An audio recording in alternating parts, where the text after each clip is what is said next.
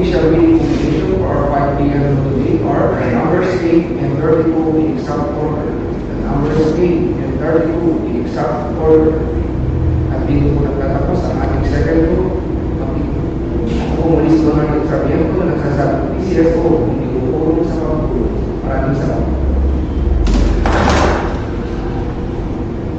Our official result for 5 p.m.